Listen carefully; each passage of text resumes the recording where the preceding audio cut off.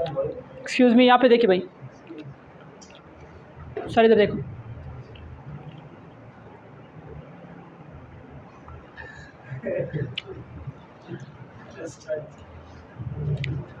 सही है, आगे चलते हैं। सही, क्या पढ़ना था?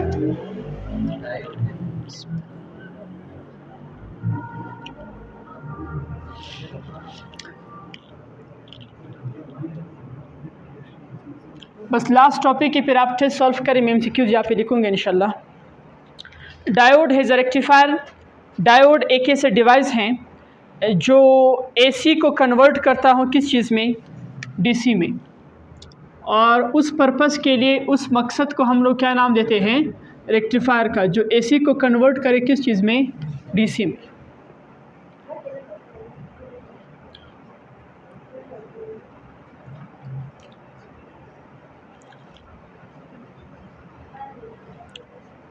आप समझा, फिर मैं पढ़ाऊँ।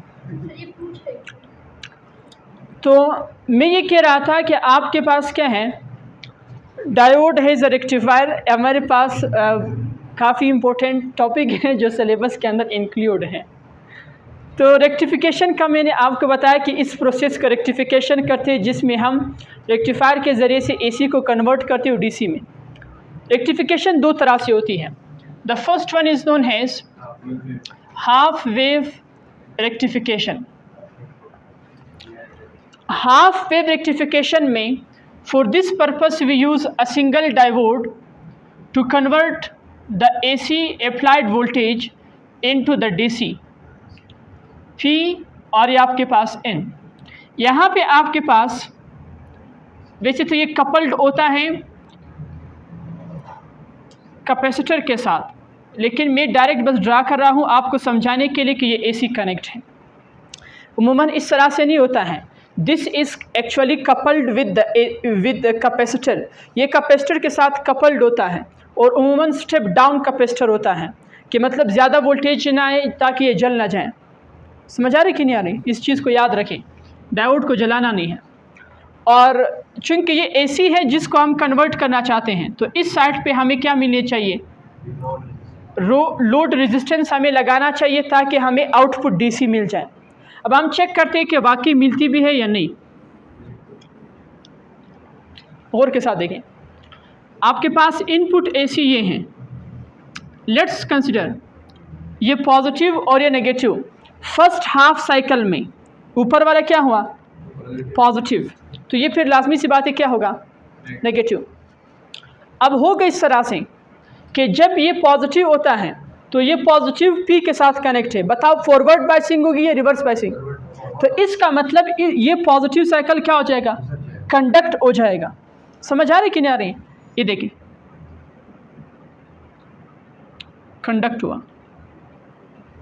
आपको पता है कि फॉरवर्ड, अच्छा इसको छोड़िए, यहाँ तक देखिए। नेक्स्ट वन, जब नेगेटिव साइकिल की बात करते हैं, नेक्स्ट हाफ साइकिल की, तो ये नेगेटिव और ये क्या हो जाएगा, पॉजिटिव। नेगेटिव किसके साथ कनेक्ट है, पी के साथ। तो बताया कंडक्ट होगा, नहीं होगा क्योंकि रिवर्स बाइसिंग है। लिहाजा ज़रा देखिए इसको गौर के साथ, एस आपको मिलेगा। फिर उसके साथ उसके बाद दोबारा फिर पॉजिटिव हाफ साइकिल इस तरह से चलता जाएगा। फिर पॉजिटिव हाफ साइकिल में ये पॉजिटिव होगा, ये नेगेटिव होगा, तो फिर पॉजिटिव को क्या करेगा, और फिर नेगेटिव क्या हो जाएगा, कंडक्ट नहीं होगा। फिर पॉजिटिव क्या हो जाएगा, कंडक्ट, और फिर नेगेटिव कंडक्ट नहीं होगा।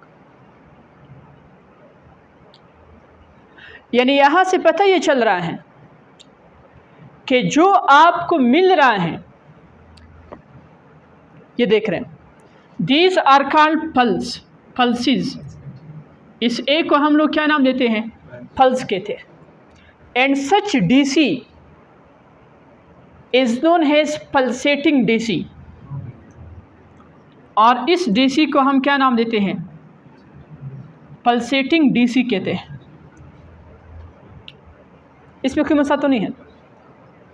And this is the unidirectional. ये क्या होती है, कोई नेगेटिव साइकिल इसमें नहीं है, कोई नेगेटिव पोर्शन इसमें नहीं है। जैसे नेगेटिव को कट आउट किया हो, सिर्फ पॉजिटिव है। इसी वजह से इसे कहते हैं unidirectional. It is used for charging. आप इसको यूज़ कर सकते हैं किस चीज़ के लिए? चार्जिंग वगैरह के लिए यूज़ कर सकते हो। और मज़ीद बड़ा ये कि अगर आप इसको बाकायदा डायग्राम से प्लॉट करके देखेंगे, जो इनपुट और आउटपुट हैं,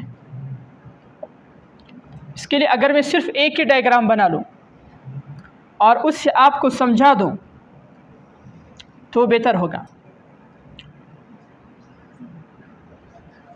ये देखिए ज़रा, ये मैंने क्या चीज़ अप्लाई किया था? AC। आउटपुट, इनपुट इसे कहते हैं, ये क्या कहलाता है? और आउटपुट आपको क्या मिल रहा था? DC। बल्कि कौन सा DC? पल्सेटिंग। एग्जैक्ट DC ऐसा नहीं होता है, एग्जैक्ट DC स्ट्रेट लाइन होता है। इनका दूसरा नाम है रिपल्स। यहाँ पे रिपल्स आ रहे हैं, ये गैप्स वगैरह आ रहे हैं, पल्सेस आ रहे हैं, फ्लक्चुएशंस इन्हें कहा जाता है। क्या नाम देते हैं? Fluctuations, ripples. जिस तरह से रिपल टैंक का टॉपिक आपने पढ़ा था, वेव्स जिस तरह से बनते थे। अब ज़रा देखें, यहाँ से यहाँ तक T कहलाता है, ये वाला क्या कहलाता है? Half T। Positive negative, positive and then so on negative. Positive तो कंडक्ट होगा, तो ये देखो ये क्या आया? पॉजिटिव आ गया। नेगेटिव कंडक्ट नहीं होगा, इसको देखो नहीं हुआ कंडक्ट, ये पूरा पोर्शन कंडक्ट नहीं होगा। फिर ये दोबारा क्या हो जाएगा? कंडक्ट, और फिर नेक्स्ट वाला कंडक्ट नहीं होगा। इस तरह से आपको आउटपुट मिलेगा। मैं बताना क्या चाह रहा हूँ कि द इनपुट फ्रीक्वेंसी, कौन सी फ्रीक्वेंसी? या time period. The input time period या frequency is equal to the output frequency या टाइम पीरियड। समझ आ रहा है कि नहीं आ रहा है? F इनपुट, फ्रीक्वेंसी इनपुट की बराबर होती है किस चीज़ के? फ्रीक्वेंसी आउटपुट के। ये सारी बातें किसके लिए हैं? सारे मेन पॉइंट्स हैं MCQs के हवाले से। इनपुट आउटपुट फ्रीक्वेंसी के बराबर कैसे होता है, ज़रा इसको देख भी लो। यहाँ पे ये देखो 1T लेता है इस शेप को दोहराने के लिए। इधर देखो मिनिमम शेप जो बार बार दोहराया जा रहा है वो कौन सा है? पॉजिटिव के साथ ये चीज़ मिलाओ, ये मिनिमम शेप है कि नहीं है? फिर नेक्स्ट वन, ये मिनिमम शेप है कि नहीं है? 1T में देखो यही चीज़, यहाँ पे 1T में ये चीज़ बार बार क्या हो रहा है? दोहराया जा रहा है 1T में। जिस तरह से यहाँ पर 1T में ये शेप दोहराया जा रहा है, बिल्कुल यहाँ के 1T में देखो ये शेप बार बार क्या हो रहा है? दोहराया जा रहा है। अरे बात समझ में नहीं आ रही? इसी वजह से जब टाइम पीरियड सेम हुआ तो फ्रीक्वेंसी भी इनकी क्या होगी? That is why the input frequency equals to the output frequency. Next question, how to remove the ripples, how to avoid the fluctuations. Fluctuations को कैसे रिड्यूस करें? So in order to reduce the fluctuations we use a filter circuit. हम use करते हैं किस circuit को? Filter circuit में होता इस तरह से है कि हम एक कैपेसिटर को in parallel to the resistor लगाते हैं, एक कैपेसिटर को in parallel to the resistor लगाते हैं। समझ आ रही कि नहीं आ रही? वो आपकी बातें मतलब वो उसको समझना इतना ज़्यादा ज़रूरी नहीं है, सिर्फ ये बातें समझना है कि इसको रिड्यूस कैसे करते हैं। तो हम क्या कहेंगे कि इनको रिड्यूस करते हैं किस चीज़ के ज़रिए से? Reduced by filter circuit. ये प्योर DC नहीं है, मैं दोबारा कह रहा हूँ, प्योर DC इसको कहते हैं। ये प्योर DC है, स्ट्रेट लाइन, इसमें फ्लक्चुएशंस या पल्सेस वगैरह आ रहे हैं।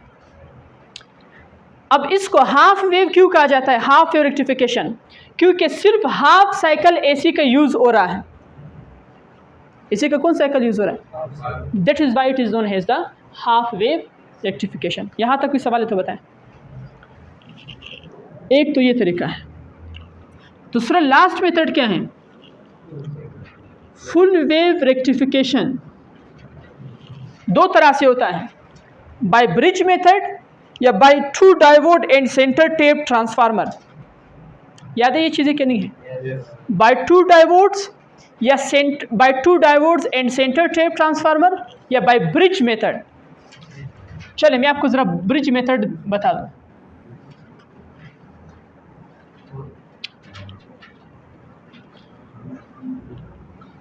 बाय टू डायोड को ऐसे कर सकते हो कि यहाँ पे एक और डायोड लगाओ, सही है, इसको बाय टू डायोड कहते हैं, एंड सेंटर टेप ट्रांसफार्मर, और यहाँ पे एक ट्रांसफार्मर लगाओ सेंटर टेप जो ऐसे लाइन गुजरे।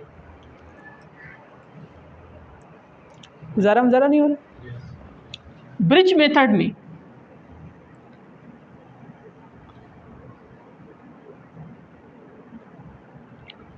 एक पतंग बनाया जाता है,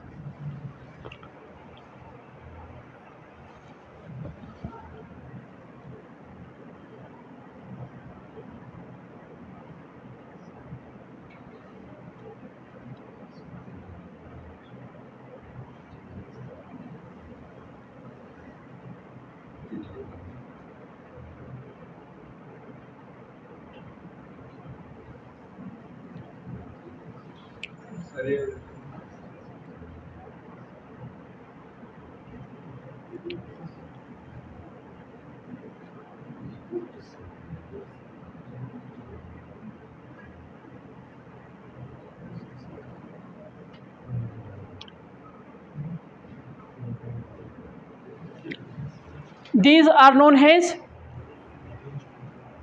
diodes D1, D2, D3, D4. These are connected, बताओ, सॉरी, वेल डन। बस इस तरह की सख्त गलतियाँ निकाला करें। These are connected to which source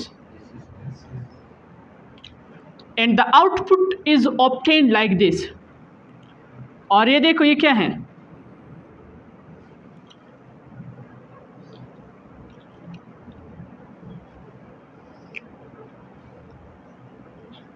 ये लोड रेजिस्टेंस RL है, और इधर से आपको क्या मिलेगा, आउटपुट। ज़रा इनपुट को देखते हैं। AC इनपुट अप्लाई किया, फर्स्ट पॉजिटिव हाफ साइकिल में ऊपर का टॉप पॉजिटिव, नीचे का bottom negative. In the first positive half cycle, ज़रा गौर के साथ देखो, समझो, बस समझना ज़रूरी है। पॉजिटिव, ये देखें, ये फॉरवर्ड बायस में D3 है या रिवर्स बायस में, तो ये इसको क्या करेगा, पॉजिटिव साइकिल को कंडक्ट, इधर आ जाएगा, ये पॉजिटिव साइकिल है। ज़रा चेक करते हैं इस साइड से भी होगा क्या नहीं होगा, इधर आ जाओ, पॉजिटिव, ये देखो ये N है, बताएं ये डायोड D1 इस पॉजिटिव को कंडक्ट करेगा, क्यों, क्योंकि रिवर्स बायसिंग है, लिहाजा यहाँ से और कुछ भी नहीं मिलेगा। लेकिन साथ ही में नीचे जो नेगेटिव है उसको भी तो ज़रा देख रहे हैं, नेगेटिव को ये वाला D4 कंडक्ट करेगा, करेगा ना, ये P है, देखो ये N है, करेगा, लेकिन D2 उसको कंडक्ट, तो देखो ये नेगेटिव आएगा, ये देखो DC मिल रहा है, समझ आ रहे कि नहीं आ रहा है। जिस तरह से यहाँ पे ये चीज़ मिल रहा था ये नहीं मिल रहा है, अब यही फ़र्क इन दोनों में। नेक्स्ट वन ज़रा देखो, नेक्स्ट हाफ साइकिल में ये नेगेटिव और ये पॉजिटिव, चेक कर। अब जब नेगेटिव हाफ साइकिल होगा, पॉजिटिव हाफ साइकिल को तो उसने कंडक्ट कर लिया, नेगेटिव हाफ साइकिल को देख रहे कि आया उसको कंडक्ट करेगा या नहीं। नेगेटिव को D3 कंडक्ट करेगा, D1 करेगा, इधर आ गया।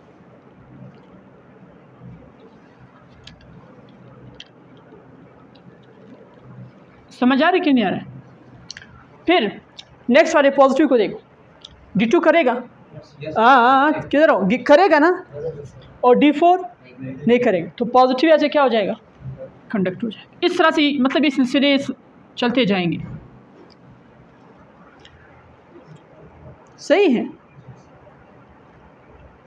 एक हाफ साइकिल में 2 diode forward bias, 2 reverse bias. दूसरे हाफ साइकिल में फिर से जो बचे हुए 2 रिवर्स बायस से वो फॉरवर्ड बायस हो जाते हैं, जो फॉरवर्ड बायस से वो क्या हो जाते हैं, रिवर्स बायस। इस तरह से AC का पूरा साइकिल पॉजिटिव नेगेटिव दोनों क्या हो जाता है, यूज हो जाता है। जिस तरह से इसको हाफ कहते थे कि AC का हाफ साइकिल कंडक्ट होता था सिर्फ, यहाँ पे फुल साइकिल क्या हो रहा है, कंडक्ट हो रहा है। That is why we name this full wave rectification, and that is why we see the AC is converted into, so it is called full wave rectification। लेकिन फिर वही बात है, अगर मैं इसका ग्राफ इधर आपको ड्रा करके दे दूँ और मेन पॉइंट्स लिखना शुरू करूँ, चलिए यहाँ पे ग्राफ सही रहेगा। इनपुट हमारे पास क्या है, AC इनपुट, और आउटपुट ये है जिसको हमने नाम दिया है पल्सेटिंग DC का। अब ज़रा देखें, पॉजिटिव कंडक्ट हुआ, नेगेटिव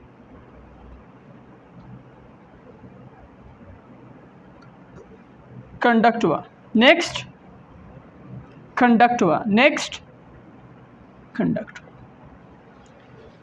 लेकिन यहाँ पे टाइम पीरियड को किस चीज़ से डिनोट करते हैं, पूरे साइकिल का T से। अब मुझे बताओ, क्या इनपुट और आउटपुट टाइम पीरियड बराबर हैं? नहीं।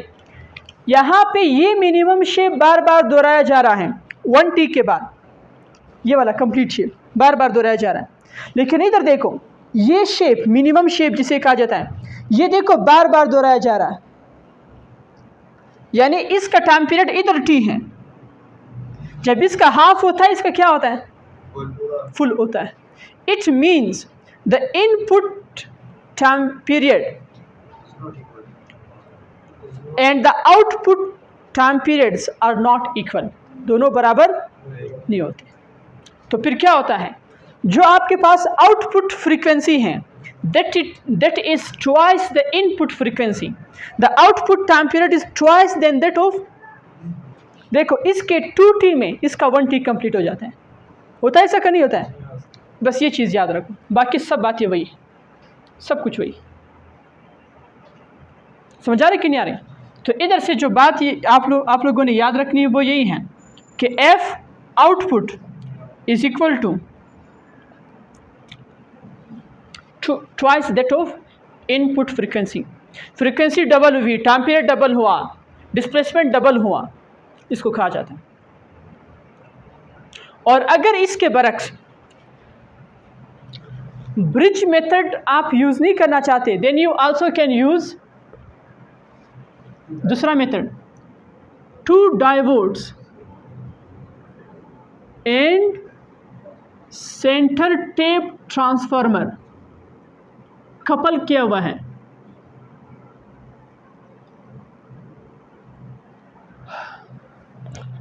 वही चीज, एक इधर डायोड और एक यहां पे नीचे,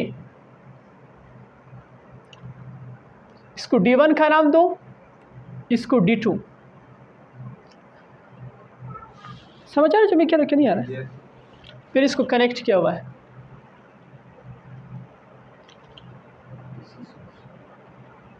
ट्रांसफार्मर जरा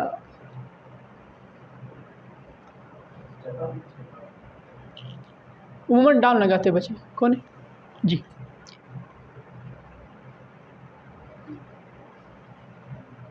सेंटर टेप इसको कहते हैं, ज़रा मैं आपको बता दूं।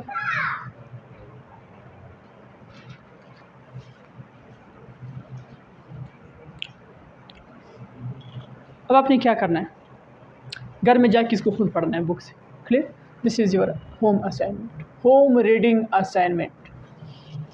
ये चीज़ मैंने बताया, सिलेबस के हवाले से सब कुछ कंप्लीट हुआ, पॉइंट्स वगैरह कंप्लीट हुए, मेन MCQs के पॉइंट सब कुछ बता दिया। ये खुद जाके स्टडी करो, आपको समझ आएगा कि फॉर एग्जांपल जो D1 है ये कंडक्ट करेगा और फिर D2 क्या करेगा, कंडक्ट करेगा, फिर इसी तरह से फिर D1 करेगा, फिर D2 करेगा। समझ आ रही कि नहीं आ रही? सिंपल है। यानी फर्स्ट पॉजिटिव हाफ साइकिल को D1 कंडक्ट करेगा, नेक्स्ट नेगेटिव हाफ साइकिल को D2 कंडक्ट करेगा। इस तरह से पॉजिटिव साइकिल और नेगेटिव साइकिल ऐसी दोनों की यूज़ हो जाएंगी। आ रही ना बात समझ में कि नहीं आ रही? इस तरह से कोई इशू तो नहीं इसमें? वहाँ से लेके यहाँ तक टॉपिक में कुछ सवाल है तो बताएं। इस तरह से आपका चैप्टर कंप्लीट हुआ। तो इंशाल्लाह हम नेक्स्ट फिर बाद में पढ़ते हैं नेक्स्ट चैप्टर को।